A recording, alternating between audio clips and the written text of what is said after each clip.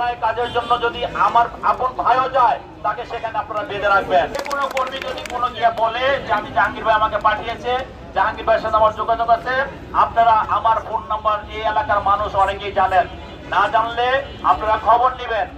আমার 9 নম্বর সেক্টরের বাসা, যখন আপনাদের দরকার হবে চলে আসবেন। কিন্তু দয়া করে কেউ গিয়ে বলবে জাহাঙ্গীর ভাই পাঠিয়েছে, কেউ গিয়ে বলবে অমুক ভাই পাঠিয়েছে, তমুক ভাই পাঠিয়েছে, সেই জায়গাগুলো থেকে আপনারা বেরিয়ে আসেন। আপনারা যদি সচেতন না হন, আমরা এগুলো প্রতিরোধ করতে পারবো না।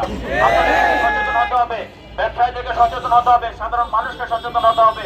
এবং আমি আইন শৃঙ্খলা রক্ষাকারী বাহিনীকে বলবো, আপনাদেরকে সচেতন হতে হবে। কেউ গিয়ে বললো আমি অমুক ভাইয়ের লোক, আমি তমুক ভাইয়ের লোক, আপনি সহযোগিতা করবেন, সেইটা করা যাবে না। হ্যাঁ, যদি আমাদের মাদক মুক্ত একটি সমাজ ব্যবস্থা গঠন করতে হবে।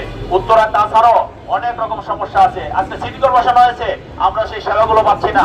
আমাদের ঘরে আমাদের গ্যাস থাকে না, আমাদের বিদ্যুৎ থাকে না, আমাদের পানি থাকে না। এই সেবামূলক সংস্থাগুলোর সাথে সমন্বয় করে আমাদের তার সেবার পরিমাণ বাড়াতে হবে। আমরা যাতে নিরবিচ্ছিন্ন সেবাটা পাই, সেদিকে খেয়াল রাখতে হবে। বিশেষ করে গ্যাসের অবস্থা খুবই খারাপ। আমি যখন উত্তরখানে যাই, আমি যখন দক্ষিণখানে যাই, আমি যখন চুরাগে যাই, সবাই একই প্রশ্ন করে। ইভেন আমার নিজের বাসায় কিন্তু গ্যাস থাকে না, আমার নিজের বাসায় গ্যাস থাকে না। অর্থাৎ তা আমি বলতেছি না যে আমার বাসায় গ্যাস থাকতে হবে, তার মানে আমি নিজেই সাক্ষী যে আমাদের গ্যাস থাকে না।